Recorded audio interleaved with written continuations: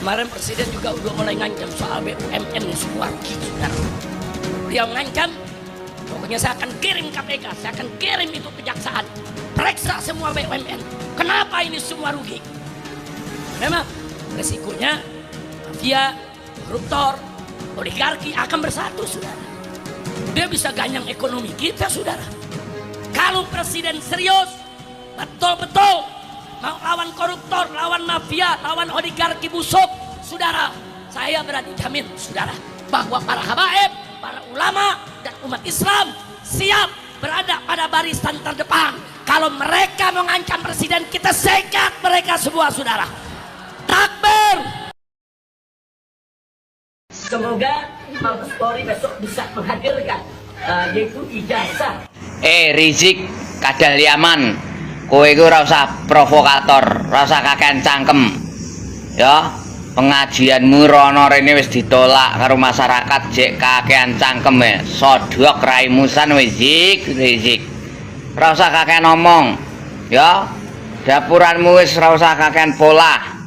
Dadi yo menungso sing apik. Ya, dadi yo warga negara sing apik, ngrumangsani. Wong ki nek nunut ning negarane wong ki ngrumangsani. Ya, kudu duwe tata krama, ora usah kakean cangkem, ora usah kakean polah. Dapuranmu ki aja gawe provokator ae. Dadi menungso sing apik apa ora iso ngono? Engko selo suwi tak iwel-iwel surbanmu kowe. Ben ra kakean cangkem kowe. Rumangsane iki rakyat wedi apa karo model-model kaya dapuranmu ngono kuwi, Aku lho ora wedi karo dapuranmu, senggel ye karo aku. Dadi menungso ki sing apik.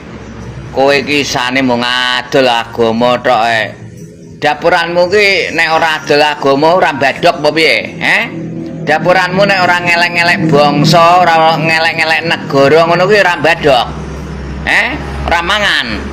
Rene tak kei pangan ke lho nek trimo sego karo iwak ke. Kakekamu. Kowe iki dadi menungso dinengke ora ngerti dinengke, ya toh? Diwenehi leluasa tambah kebablasen. Dapuranmu njaluk ditapuk apa piye? Apeh rumangsani iso ngaji apa urung karuan? Aku wis karo ngajimu wis ora percaya. Ngajimu ki ngaji provokator tok isane kok. Ngadu domba masyarakat, ngadu domba rakyat tok kowe iki. Dadi menungso ki sing apik mbok ngrumangsani. Dapuranmu ki ning kene iki nunut numpang. Kowe nek ora seneng ora cocok karo pemimpin negara Indonesia, ora cocok karo pemimpin bangsa Indonesia, minggat to. Urip ning alas.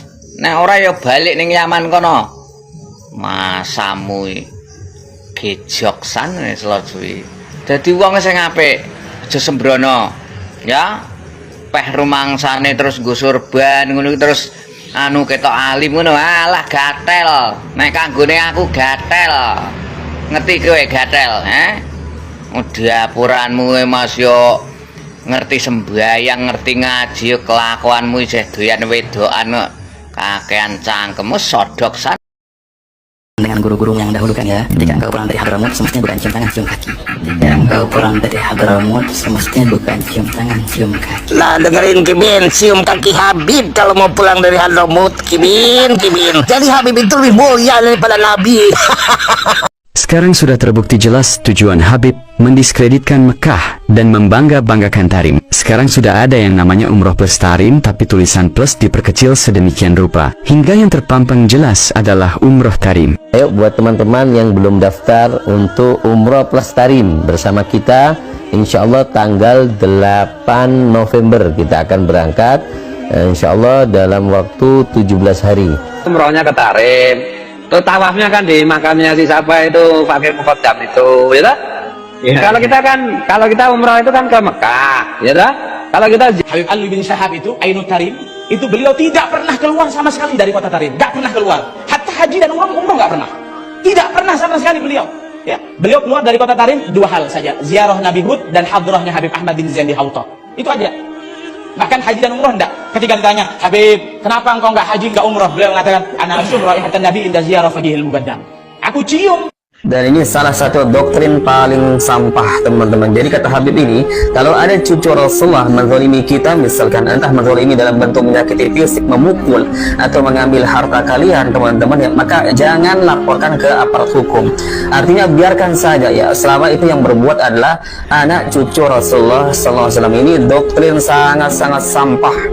Jika ada anak turun Nabi Muhammad mendolimi aku tidak pernah mendoakan jelek kepada dia. Lebih-lebih aku laporkan kepada aparat setempat. Lebih-lebih aku lapor.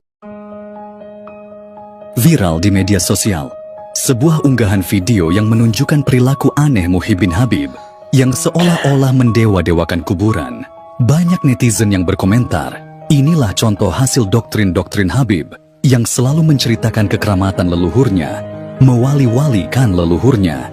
Ya inilah hasilnya, bukan menambah keimanan umat kepada Allah Subhanahu wa Ta'ala, tapi malah menjerumuskan umat ke jurang kemusyrikan. Bukankah ini pembodohan? Komentar netizen. Tenang kau ya, tenang. Nah sekarang, coba kau ceritakanlah pada sahabat kau ini, apa masalah kau? Iki karyane ono, kitabe ono. Aja ngaji saiki ono wong akeh dodolan kepala rombongan sing ora gelem dicek sime piye. Lisensi keulamaan ora gelem dicek. Iki tenan ora. Wali iki wali tenan ora.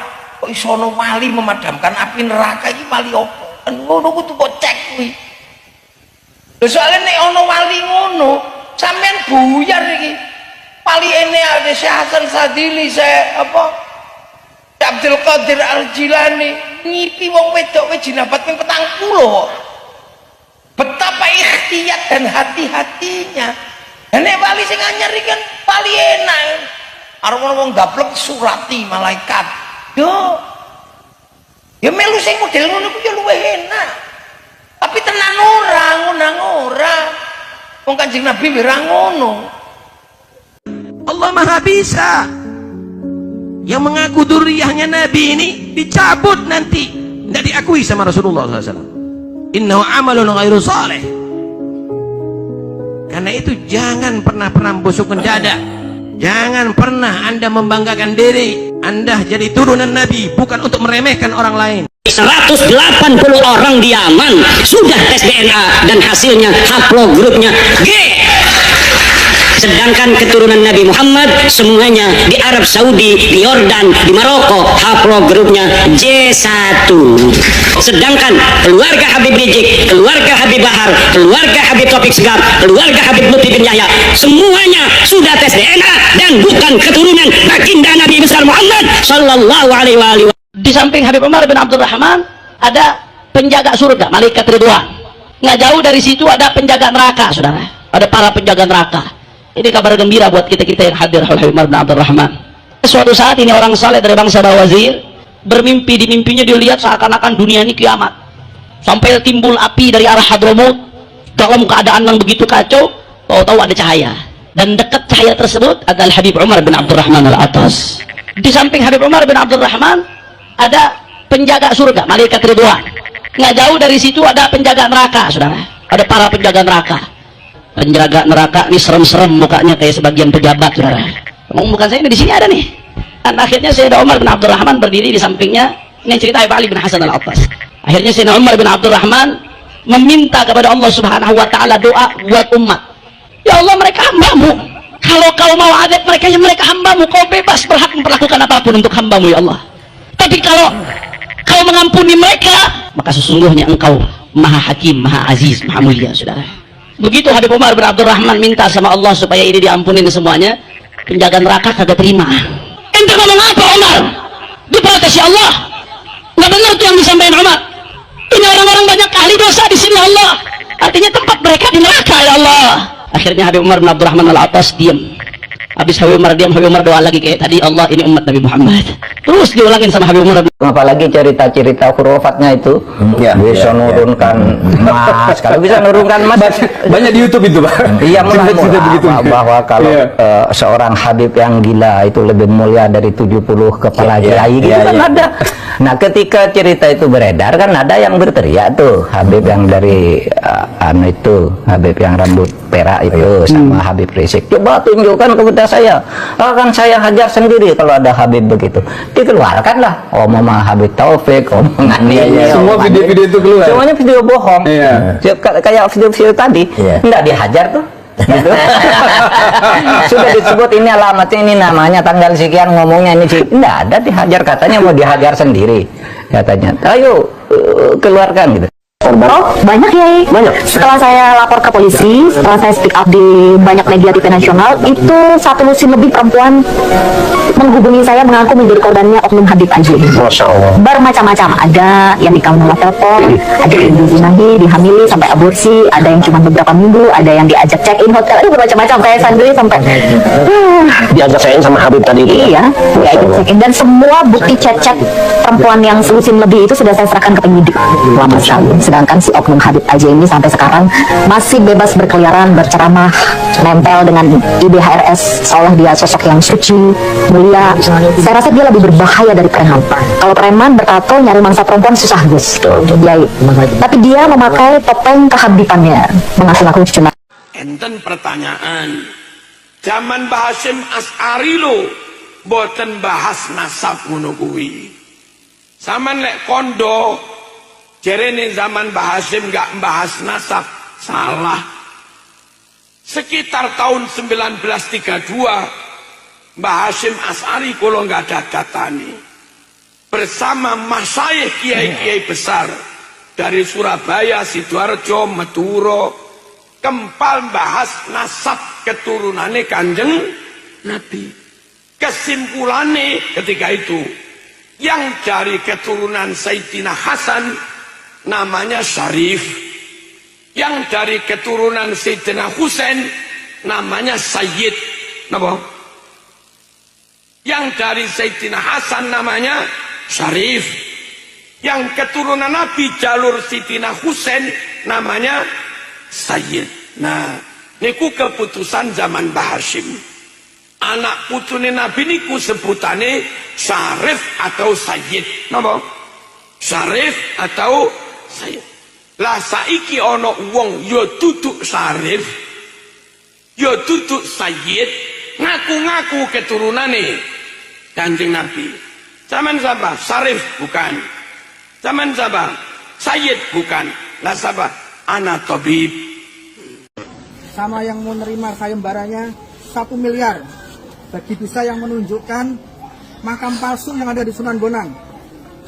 Sebelah mana? Tunjukkan kepada kita. 90% saya ikut memakamkan di sini. 90% saya ikut memakamkan di sini. Pangeran Arya Kusuma. Al-Alwi ini Pangeran Arya Kusuma. Al-Alwi ini Pangeran Arya Kusuma. Iya. Jadi dia ini ibunya itu orang Melayu. Namanya Tengku Hawi, anak dari Raja Alamuddin Shah, Raja Siak yang keempat. Ini ibunya dia. Anak dari Raja Siak yang keempat.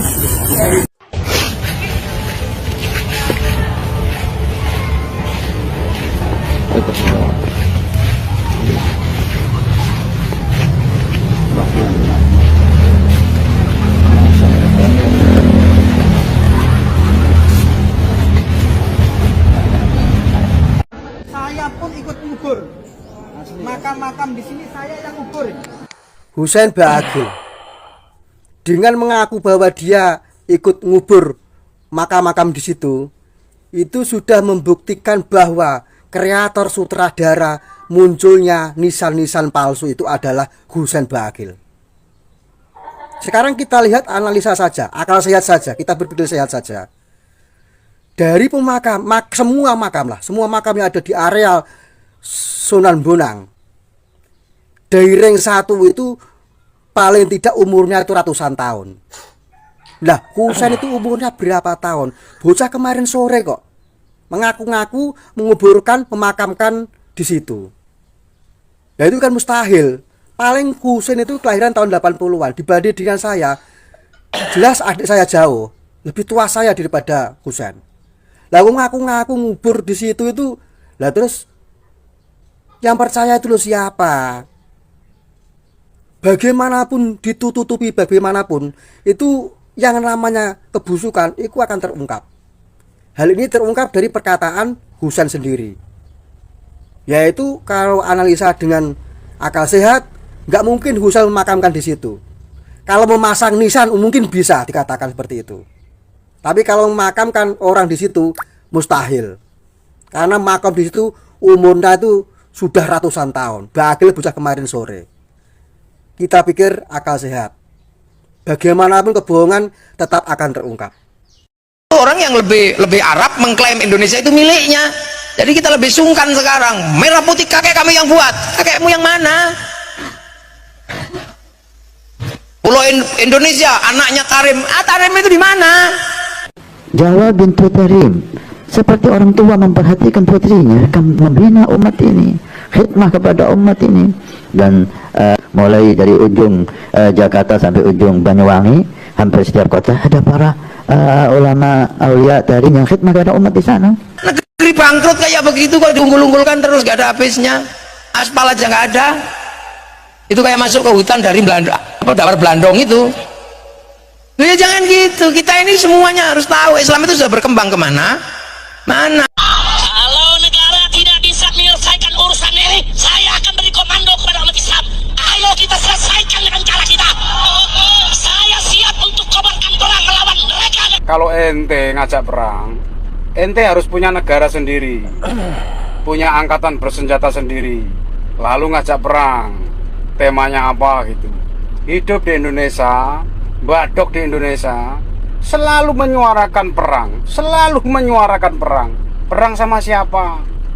Jadi kalau saya dibilang saya datang berapi-api, saya berapi-api karena saya sudah terlalu benci kelakuannya Pak Alawi. Di Yaman seperti sampah, di sini seperti di sana yang namanya bin Syihab apa segala macam itu kalau jual sayur ya jual sayur. Yang gila tetap dikatakan gila. Kalau di sini yang gilanya dibilang majnun, yang warasnya dibilang bisa gitu dong. Saya temu dengan orang-orang keturunan mereka yang jual sayur, jual gorengan, biasa saja.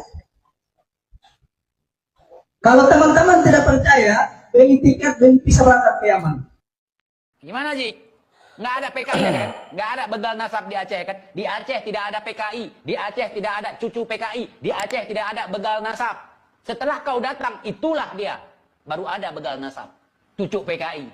Baru ada setelah kau datang. Sebelum kau datang nggak ada, aman-aman aja. Karena ya begal nasab kau, cucunya PKI kau, cucu antek Belanda kau, cucu Nabi palsu kau. Ngaku-ngaku sebagai jurihan Nabi kau. Ya kau masalahnya sebenarnya. Masalah yang ada di otak kau, masalah yang ada di tubuh kau, itulah masalah. Kalau nggak ada kau nggak ada masalah. Coba lihat, ada masalah nggak? Beberapa habaib bagi saya menodai kemuliaan leluhur saya juga. Saya harus anggap leluhur saya bangsa Indonesia itu mulia. Tidak kalah mulianya dengan habaib. Mbak Lawi kalau bagi saya bukan gitu ya, bukan turunan Nabi karena dari filologi jelas ya, kemudian dari historik jelas, kemudian DNA yang terakhir itu bukan Habib, nggak ada Habib. Cerita Habib ini nggak pernah ada di dalam sejarah kecuali dulu menjadi muftinya Belanda yang mengharamkan kita melawan Belanda. Justru itu Habib yang jelas itu tertulis dalam sejarah. Kalau orang tidak terhina dengan ini, saya kira tidak rasa kebangsaannya rendah. Kalau orang Dia suka membanding-bandingkan, makanya saya banding-bandingkan sekarang. Mereka itu sukanya membanding-bandingkan. Sayyidina Syekh Abdul Qadir Jilani dibandingin dengan Abdul Al-Haddad, dengan Faqih Muqaddam. Katanya Faqih Muqaddam lebih hebat daripada Syekh Abdul Qadir Al-Jilani. Kalau Syekh Abdul Qadir Al-Jilani dia terkenal di dunia, maka Faqih Muqaddam nanti dia akan lebih tinggi derajatnya di akhirat daripada Syekh Abdul Qadir Jilani. Dari mana dia tahu?